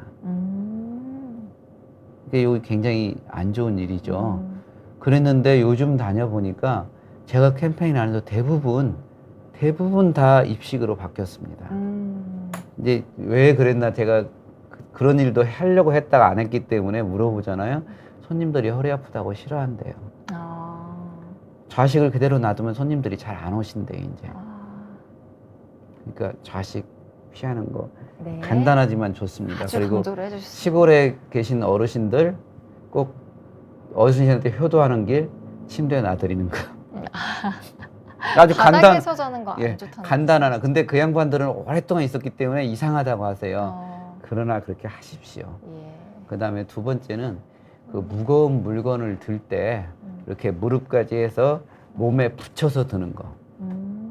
아주 간단하지만 이렇게 중요합니다. 왜냐면 이게 허리가 이렇게 우리 몸의 거기고 이 뒤에서 우리 디스크가 있는데 네. 손을 바짝 뻗쳐서 이렇게 들면 이 지렛대 역할로 여기 중심점이 여기 있으니까 네. 이 안에 걸리는 힘은 요 무게보다 4배, 5배도 걸릴 수 있거든요. 근데 요것만 줄여도 훨씬 더 그 무게 그대로 가지 않습니까? 그러니까 그런 것들 하나. 그래서 저는 무거운 거 들 때 몸에 바짝 붙이세요. 좌식 생활 하지 마세요. 요것만 잘 지켜도 우리나라 전체 평균 건강이 5년은 더 오래 가지 않을까. 그렇습니다. 너무 재미없는 말인데 너무 강조해서 너무 제가 당연하고 너무 예, 중요하다. 그렇습니다. 예. 그렇군요. 양반다리 하는 거, 쪼그려 그렇죠. 앉는 거, 무거운 그렇죠. 거 드는 거 이런 것만 조심해도 또 허리 질환 5년은 미룰 수 있다고 5년, 말씀주셨으니까. 10년은 그럴 겁니다. 네. 저희 나라가 특히 많은데 이렇게 완전한 좌식 생활하는 나라가 실은 일본이나 중국도 그럴 것 같죠? 안 그렇습니다. 일본도 다다미 같이 있고 되게 뭐 놓고 앉아요. 맞아요. 그리고 밑에 좀 파여 파여 있는 있고 경우도 있고요. 그리고 집에 가도 일본식 거기도 조그마한 네, 우리 네. 밥 맬 때 쓰는 의자 같이 조그마한 네, 네. 의자 있고요. 중국도 의외로 네. 이렇게 그렇게 있지 않습니다. 어. 우리 온돌이 이 호흡기에는 굉장히 좋은데 요 특히 허리에는 그렇습니다. 그래서 온도를 하더라도 온도를 하고 침대 쓰자. 네. 우리가 이거는 생활 속에서 좀 노력해서 바꿀 수 있는 부분들이니까 좀 같이 노력해 주시면 정말 좋을 것 같습니다. 그러면 이제 좀 정리된 질문들이 좀 있어서 질문들 한번 보면서 시간 또 보내보도록 하겠습니다. 실버템님 질문 또 주셨습니다. 버스 운전 7년 후 추간판 탈출로 작년에 현미경 수술 후 1년쯤 지났습니다. 예전보다 허리가 좀 약해지신 느낌인데 다시 운전을 하면 재발 위험이 있을까요? 혹시 좀 일을 바꾸셔야 될지 고민을 하시는 것 같습니다. 아주 정말 저도 이제 이런 질문을 많이 받을 때마다 정말 고민스러운 상황입니다. 네. 그리고 이제 버스 운전을 오래 하는 게 같은 자세로 상당히 긴장한 상태로 있다 보니까 이 디스크에 좀 무리가 가는 건 사실입니다. 네. 그리고 이제 1년 지나서 허리가 좀 약해졌죠. 아까 제가 말한 대로 디스크가 있었는데 디스크가 이렇게 눌러서 일부를 제거했으니까 네. 디스크의 원래 볼륨의 5 내지 10% 줄은 겁니다. 약해졌고요. 다시 버스 운전하면 아무래도 재발할 수 있겠죠. 근데 이제 근다고서 이게 우리가 또 직업이 이것 말고 다른 게 이거 해서 이만한 일을 할 수 있으면 좋은데 그게 쉽지 않지 않습니까? 네. 그래서 이제 버스 운전하면 약간은 무리가 간다. 그런데 그래도 계속 그 자세를 아까 같이 이렇게 의자를 이렇게 앞으로 숙이는 것보다 약간 등에 대고 뒤로 이렇게 똑바로 있으면 90도지 않습니까? 100도에서 110도 정도로 약간 넣고 가능하면 이제 이렇게 팔걸이 같은 것도 가끔 있으면 쓰고 이러면서 운전한다 그러면 자세를 좀 그런 식으로 한다면 조금 더 나을 것 같고요. 그리고 아까 두 번째로 이제 디스크는 좀 약해졌으니까 그 나머지 시간에 코어 운동을 많이 해야 되겠죠. 근데 이제 선생님 나 시간이 없어요. 코어 운동 어떻게 해요? 그러면 제가 할 말이 없습니다. 근데 그때 하는 운동은 병원 가는 것 대신 하는 겁니다. 이게 치료의 일부러 하는 거기 치료다. 때문에 네.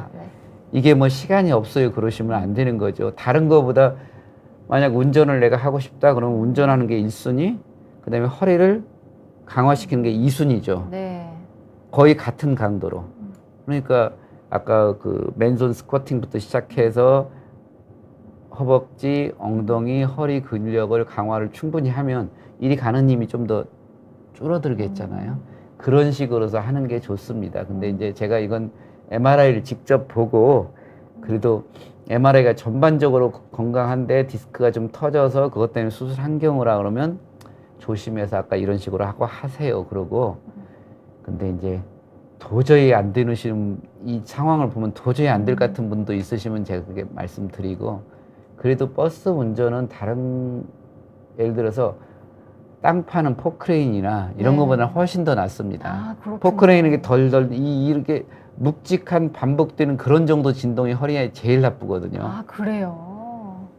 그러니까 아주 빠른 진동보다 1분에 한 7, 8회 10번 정도.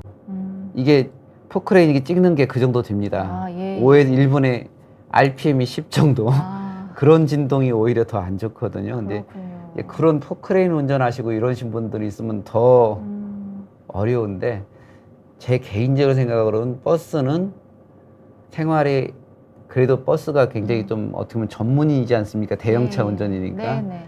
그러신다면 자세 잘 하고 평소에 운동을 계속 치료라고 생각하고 계속 해서 하시는 게 어떨까? 이게 제 의견입니다. 더 정확한 건 MRI를 보면 더 정확히 말씀드릴 수 있는데 이 자료로는 그렇습니다.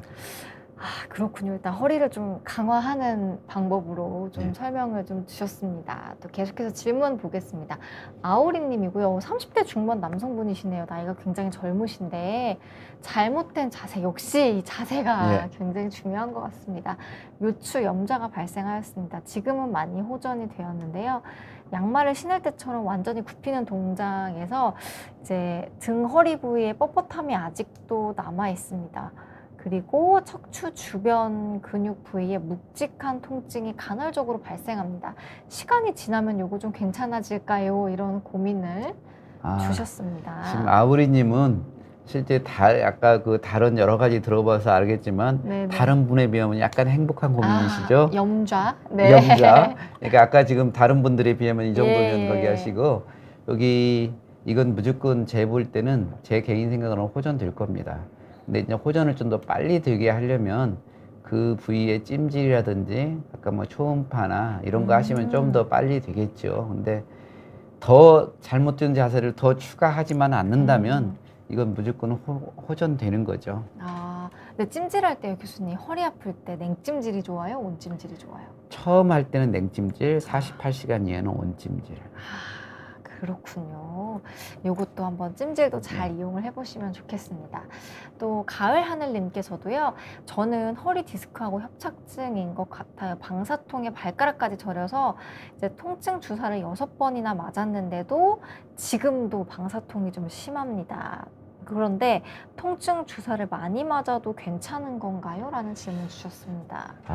이게 통증 주사가 성분이 문제입니다. 성분이 스테로이드가 얼만큼 들어있느냐에 따라서 스테로이드 양이 우리가 되게 조금 쓰는데 조금 쓴다고 하더라도 아까 제가 말씀드린 그 약물에 비하면 양이 굉장히 많은 겁니다. 네네. 그러니까 당뇨 전 단계에 있는 사람들은 당뇨가 생길 만큼 그 약 기운이 있을 동안에 그런 정도로 많습니다. 그래서 스테로이드를 근데 의사 선생님들이 계속 쓰지는 않을 겁니다.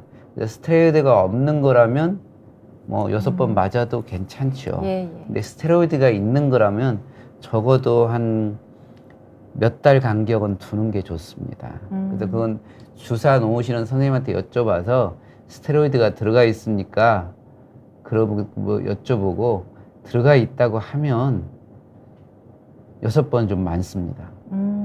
그리고 이제 지금도 허리 방사통이 심하다 그러면 요분 분명히 MRI 찍으셨겠죠. 그래서 이제 그거에 대해서는 한번 생각해 봐야 되겠습니다. 그리고 이제 이게 연세와 그리고 상황에 따라서 많은 차이가 있습니다. 근데 여기서 제가 말씀드릴 것은 스테로이드가 들어가 있는 주사 6번은 많다.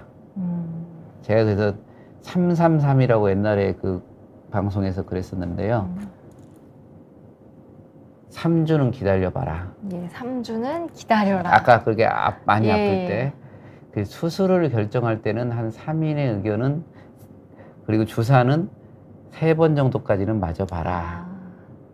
그리고 실제 수술을 한다고 하면 한 3사람 정도한테 한번 물어봐라. 그래서 제가 333이라고 한번 말씀드렸는데 아주 그냥 쉽게 그냥 일반인들이 쉽게 이해할 수 있는 거기 같아요. 그래서 333 운동하자 이렇게 얘기합니다. 60대 그렇군요. 초반이요. 이런 실제 협착증이 심해서 그게 한다면 협착증은 퇴행성 질환이기 때문에 저 개인적인 생각에는 스테로이드 주사 6번보다는 간단한 감압술이 더 부작용이 적다고 생각합니다. 수술로 접근을 하시는 것이. 근데 이제 상황에 따라 틀립니다. 예를 들어서 이 한마디만 협착이 이렇게 가운데 세게 있고 그러신 분들이 있어요. 그러신 분들은 저는 이제 그런 분 오면 이제 고마운 환자분입니다. 그렇습니다. 이게 제가 이제 근본적으로 수술하는 의사니까 제가 3일은 기다려보고 3년이 다 이렇게 말은 하지만 제 본업은 수술하는 의사입니다. 제가 고마운 사람입니다. 그렇게 왜 그래요? 그러면 이거 손만 대면 좋아지는 건데요. 그런 분 오면 저도 좋잖아요. 제가 명의가 되는 거니까. 그러니까 이게 MRI 해봐서 이게 이제 척추가 5마디는 그 중에 1마디만 협착이 딱 심하게 있다. 감사한 일이죠. 그리고 이제 감사하지 않은 일은 어떻게든지 버텨야 될 경우는 5마디 전체가 골고루 조금씩 있다. 이건 어떻게든지 버텨야죠. 다른 걸로. 이런 거기 때문에 그분 상황에 따라 많이 틀립니다. 이게 뭐 위치가 좀 국소적인지 뭐 전체적인지 퍼져 있는지. 그리고 아무튼 지금 요 6번은 좀 많습니다. 스테로이드가 있다면. 그리고 문얼님께서 그 37세 남성 젊은 분들도 굉장히 질문을 많이 남겨주시네요. 4, 5번 돌출, 5, 6번 파열되었다가 아문 상태입니다. 걷고 뛰는 거는 괜찮은데 앉아 있으려면 허리가 너무 아픈데 증상이 1년 반이나 되셨대요. 그래서 이게 좀 고민이 되시는 것 같은데. 자, 지금 4, 5번은 돌출, 5, 6번은 파열이라고 했습니다. 5, 6번은 아까 제가 보여드린 것 같이 디스크가 완전히 파열됐다가 아물었다 그러면 저건 자연 흡수됐을 수 있습니다. 그래서 오히려 5, 6번은 어느 정도 나아 있고요. 저렇게 돌출이 어느 정도 된 경우가 얘가 오히려 더 속썩입니다. 이렇게 완전히 터져서 밖으로 나왔으면 너무 아파서 못 견뎌서 수술을 하든지 아니면 흡수되든지 그런데 얘는 돌출된 것은 어느 정도 있어도 계속 그렇게 괴롭힙니다. 그래서 아마 그런 상태가 4, 5번 돌출된 것이 계속 아프게 할 것 같고, 두 번째는 파열돼서 나았다고 하더라도 요 전 자체가 좀 볼륨이 좀 부족하지 않습니까? 그것 때문에 허리 아픈 원인은 있을 수 있습니다. 아까 말한 유연성이라든지 쿠션 역할이 떨어져서. 근데 너무 아프다고 하니까 이게 좀 문제가 있습니다. 그냥 이렇게 제가 이렇게 해서 아픈 건 너무 아프진 않고 그냥 불편할 정도로 아픈 건데, 너무 아프다 그러면 4, 5번 돌출이 좀 더 있든지 어떤 다른 일이 있을 것 같습니다. 그렇군요. 그리고 연보라 님도요. 저는 1년 전에 넘어져서 허리 이번뼈가 골절돼서 한 달 입원하고 퇴원을 해서 집에서 집안일도 하면서 지냅니다. 지금도 오래 서 있거나 굽히는 행동을 하면 뻐근하고 아픕니다. 물리치료는 받은 적이 없고 진통제도 지금은 복용하지 않는데 혹시 다른 치료가 어떤 것이 좀 좋을지 69세 여성분이십니다. 이제 연세가 69세시니까 이제 1년 전에 넘어졌다고 하시는데, 어느 정도에서 넘어졌는지는 굉장히 중요한데, 제가 그냥 짐작으로 아마 이렇게 높은 데서 넘어진 게 아니고 그냥 이렇게 집안일 하다 넘어진 정도라고 제가 이제 추정이 됩니다. 대부분 그러시니까요. 그런 경우는 이게 골다공증성 골절이라고 하거든요. 이게 우리가 이제 소위 말해서 슬립다운, 그러니까 그냥 걸어가다 넘어지는 거, 걸어가다 뭐 부딪혀 살짝 넘어지는 거, 뛰어내려서 폴다운은 어떤 이렇게 높이에서 떨어지는 걸 이야기하는데, 그렇게 아니고 그렇게 넘어지는 것은 슬립다운이라고 합니다. 그렇게 넘어져서 골절이 되는 경우에는 이건 말할 게 없이 골다공증이 있는 겁니다. 실제 검사상에서 골다공증이 없다고 하더라도 골다공증이 있는 겁니다. 왜냐하면 검사라는 것은 이 뼈의 농도가 얼만큼 되는지 하는 건데, 뼈의 농도는 약한데 이 주위에 그 퇴행성 변화가 있어서 골극이 있으면 얘 때문에 그냥 농도가 높게 나와요. 그렇기 때문에 정확하지는 않습니다. 그래도 넘어지는 게 아까 마치 그냥 슬립다운으로 넘어졌다, 이렇게 어디서 떨어진 게 아니고 넘어져서 부러졌다 보니 골다공증입니다. 그래서 이건 무조건 골다공증 치료를 무조건 하시는 게 좋습니다. 그리고 골다공증 약은 굉장히 좋아졌습니다. 그래서 약만 잘 선택해서 한다면 골다공증은 그걸로 치료가 완전히 됩니다. 그리고 그다음에 이제 두 번째는 골절돼서 있었잖아요. 골절됐을 때 이게 이제 얼만큼 얘가 이제 잘 운영이 되냐, 골절된 게 어느 정도나 이게 가라앉냐 안 가라앉냐에 따라서, 많이 가라앉았으면 그것 때문에 좀 기형이 생겨서 좀 불편하게 아픈 거고요. 그 경우는 죄송하지만 방법이 없습니다. 그래서 골절이 되더라도 기본적인 모양이 안 변하게 그렇게 병원에 입원해 있으면 아마 그렇게 했을 것 같은데요. 그런 것도 하고 그 수위에 약 잘 쓰고 보조기 해서 해야 되는데, 어떤 분들은 이게 완전히 찌그러져서 이게 하나가 없어진 상태로 오면 그건 많이 아프면 수술하든지 그래야 됩니다. 그건 골절이 됐을 때는 관리를 잘해서 넘겨야 됩니다. 아마 이분은 69세 골다공증 골절이라고 생각합니다.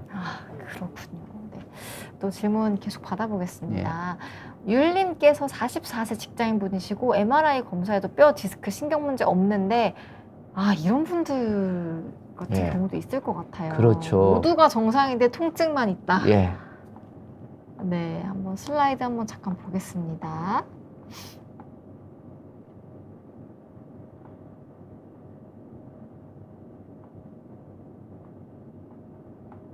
제가 이제 증상은 같은데 다른 병, 이제 허리가 문제라고 생각해서 허리를 주로 보는데, 허리가 아니고 엉덩이가 문제 있는 경우도 있고요. 엉덩이 문제다. 네. 그렇게 있는 경우도 있고요. 또 다른 경우는 아주 드물게는 디스크가 그 신경이 허리에서만 눌린다고 생각하는데 엉덩이 근처에서 눌리는 경우도 드물게 있습니다. 그리고 또 하나는, 죄송하지만 직장일이 잘 안 풀리고 스트레스 많이 받아서 그것 때문에 아프신 경우도 있고요.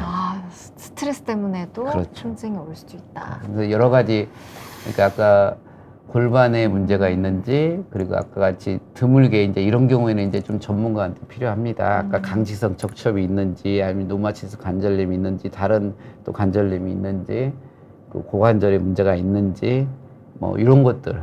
그리고 또 신경이 허리가 아닌 골반 쪽에서 눌리는지 여러 가지 이제 그런 것들을 봐야 됩니다. 제가 이제 그런 것들을 많이 보다 보면 이제 그런 분들이 아까 같은 원인이 있는 경우도 있고요. 그리고 상당히 많은 수는 스트레스가 원인인 분도 꽤 있습니다. 그렇군요. 다양한 원인 때문에도 이게 특징이 이런 있을 분들은 수 있다. 그런 원인이 없다고 하면 확실하게 문제가 없는 것을 검사해서 이 자신감을 주는 게 또 필요할 수 있습니다. 아, 문제 없다. 이렇게 진단을 이렇게 해주시는 확실하게 거죠? 여러 가지 검사를 확실하게 하고 예. 확실하게 문제가 없습니다. 이게 자꾸 이게 병원에 다니면서 나 여기 아파요, 여기 아파요. 그러면 또 의사 선생님이 이거 걱정이에요. 이렇게 그러다 보면 환자분도 자꾸 셀프 도그마에 빠져서 아픈 거에 중독됩니다. 제가 하는 말을. 그래서 오히려 검사는 많이 할수록 좋고 대신에 큰 문제가 없으면 확실하게 어시어런스를 주는 것도 어떻게 보면 의사의 일이라고 생각합니다. 괜찮다는 말을 듣는 것만으로도 예. 좀 증상이 나아질 수도 있을 것 같습니다. 제가 네. 본 몇 분은 그런 분도 상당히 있습니다. 아. 그러면서 이 선생님한테 괜찮다고 한 후로 안 아파요. 그런 분도 있어요. 그러니까요. 사실 걱정 때문에 걱정 때문에 아플 하고 수 있으니까요. 또 어느 병원 갔는데 이거 좀 이상한 것 같아요. 그러면 자꾸 이제 걱정에 걱정을 불고 이렇게 되는 경우가 있습니다. 아, 그렇군요. 또 실버텐님께서는 추간판 탈출로 현미경 수술한 지 1년쯤 지났는데 혹시 운동 추천해 주실 수 있는지요? 운동 그냥 전신적인 운동 좋습니다. 일반적으로 걷는 거, 가벼운 조깅 이런 거부터 하고 그 수영은 자유형, 배영, 그 다음에 이제 아까 말한 그 맨손 스쿼트부터 시작해서 헬스 PT 좋습니다. 근데 헬스 PT는 그러니까 그 조심할 게 강사 선생님이 너무 강도가 세진 세지 않은지. 않게. 예. 네. 율림이 아까 다른 허리 근육은 좀 복근이 문제라고 했죠. 율림이 아까 위에 더 올려주면서 다른 일도 있었는데요. 예. 율님이 그 44세 직장인 분이시고 20살 때부터 아프시다고 그러면 혹시 여기는 저는 그 다른 관절염이나 예를 들어 강직성 척추염이나 로마티스 여러 가지 이런 거 있을 때도 많이 아프거든요. 그리고 또 DC라고 해서 이렇게 뼈가 약간씩 웃자라는 사람들이 있습니다. 디스크는 괜찮은데 그런 사람들이 또 허리 아프다고 합니다. 그래서 여러 가지 거기하고 등의 근육이 좋다고 하면 복근도 아마 나쁘지 않을 겁니다. 이렇게 등 근육이 이제 등에 그 멀티피디스 근육이 있고 그 앞에 있는 게 복근이거든요. 이렇게 여기에 쏘았어. 요게 괜찮으면 실제 요것도 그분 괜찮다고 봐야 되거든요. 네. MRI 나옵니다. 그래서 요거 괜찮을 거고 특히 20살 때부터 아프다고 하는 것이 저는 제일 좀 주의해서 볼 일입니다. 이게 20살 때 아프신 분들은 강직성 척추염이 많습니다.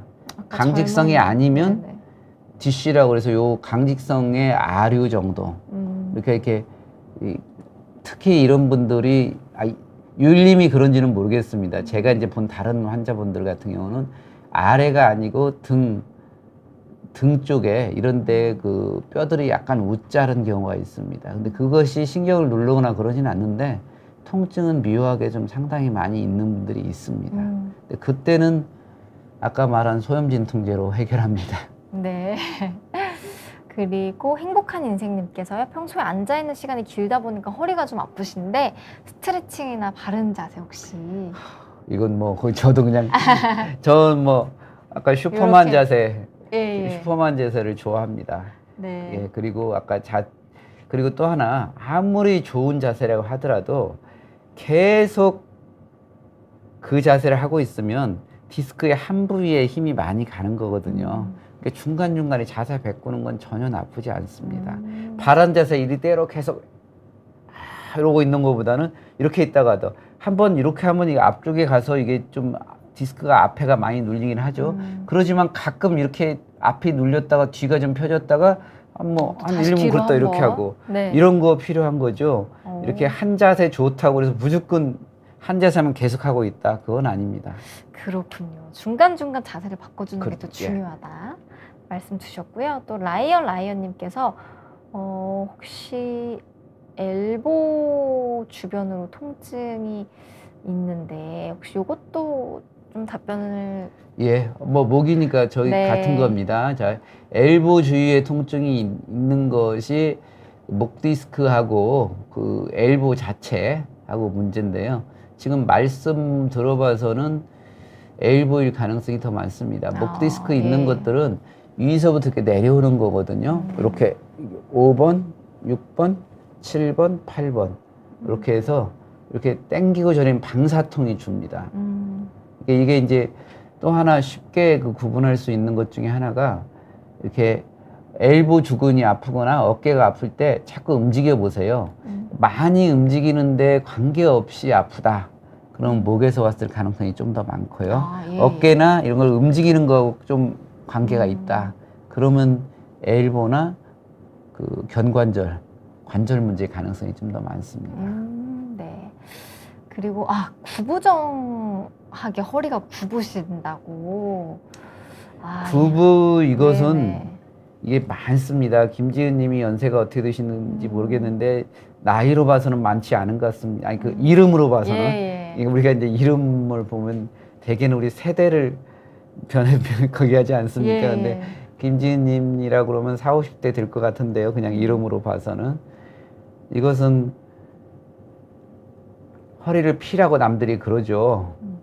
이것은 허리 있는 근육을 세게 해줘야 펴집니다. 그리고 특히나 굽은 허리를 피는 것은 의외로 그 제가 뭐 항중력근이라고 해서 엉덩이 근육이 세져야 허리가 펴집니다. 엉덩이 근육이 엉덩이 우리가 보면 힙이 빵빵하게 있으면 허리 펴집니다. 그 근육이 잡아서 이 기본을 마련해 줘야 되거든요.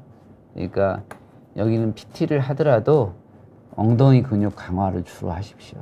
근육이 중요하네요. 근데 금방은 안 생깁니다. 한 1년 정도, 2년 정도 열심히 하시면 펴졌다는, 젊으신 분이라면 허리 펴졌다는 이야기 들으실 수 있을 겁니다.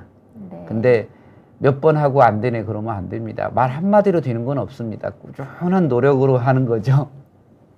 네, 근육을 한번 좀 예. 지속 특히 긴 시간을 허리 가지고. 구부르는 거는 중둔근이라고 하죠. 중둔근. 글루티우스 미디우스 중둔근입니다. 예. 네. 그리고 또 문어님께서 선생님 그러면 4, 5번 돌출 상태면 치료는 어떻게 해야 되는지, 이거 돌출된 섬유륜도 암으로 들어갈 수 있는지 이런 그 질문. 돌출된 건 섬유륜이 들어가는 건 아니고요. 아까 말한 수액이 터진 것들이 이제 자연 흡수되는 건데, 돌출된 섬유륜이 이렇게 한번 이렇게 찢어 살짝 막이 몇 개 되거든요. 그게 이제 찢어져서 생긴 건데 그 자체 섬유륜은 아물 수 있습니다. 그게 아물고 그 다음에 약간 돌출된 건 있죠. 근데 대개 신경들이 돌출된 상태가 심각하지 않으면 이게 좀 견디는 힘이 생깁니다. 처음에는 많이 아프다가도 시간이 지나가면 이 정도는 얘들이 견딜 수 있습니다. 우리가 아주 쉽게 얘기해서 우리가 그 음식 양을 줄일 때 처음에 먹던 걸 3분의 2공기 먹으면 배가 고프잖아요. 그렇죠. 근데 계속 3분의 2공기씩 먹으면 적응을 할 것 같아요. 적응하죠. 네. 저것도 마찬가지입니다. 적응이 되는 경우가 많습니다. 그렇기 때문에 제가 좀 더 기다려보자 이렇게 했습니다. 네. 그리고 허리를 혹시 잠깐 굽히는 것도 좀 그 정도는 무리가 굽혀야죠. 당연히. 이거는 아니다. 생활에 제가 굽히지 거기 하는 것은 네. 이렇게 굽혀서 우리가 아까 무거운 물건도 어떻게 보면 안 들을 수는 없잖아요. 들어야죠. 네. 근데 들어야 되는데 같은 값이면 무릎을 몸에 바짝 붙여서 들자.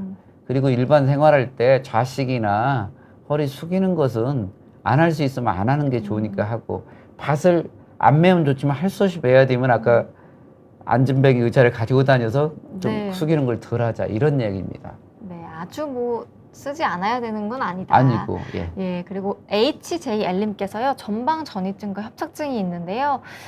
시장 보고 물건을 들고 가다가 약간 무거웠는데, 걷다가 걸음을 걷지 못하고 좌측 고관절 쪽 마비가 와서 물리치료를 2주 받았습니다. 주사도 좀 맞았고요. 4개월이 지났는데도 약간 마비 증상이 있으시고, 가끔 물리치료와 도수치료를 받고 있기는 한데, 혹시 수술을 해야 하는지 좀 고민해 이 주셨어요. 말만 듣고는 어렵지만 수술을 해야 될 수도 있습니다. 아, 예, 예. 왜냐하면 전방 전이증과 협착증은 제가 아까 말씀드린 대로 이게 퇴행성 관절염의 일종이거든요.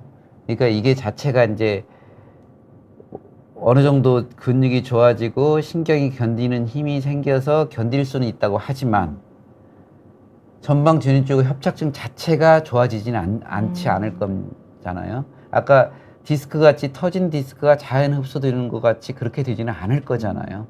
그렇기 때문에 이런 생각이 계속되고 마비 증상이 계속 좀 더 있다고 하면 수술을 해야 될 수도 있습니다.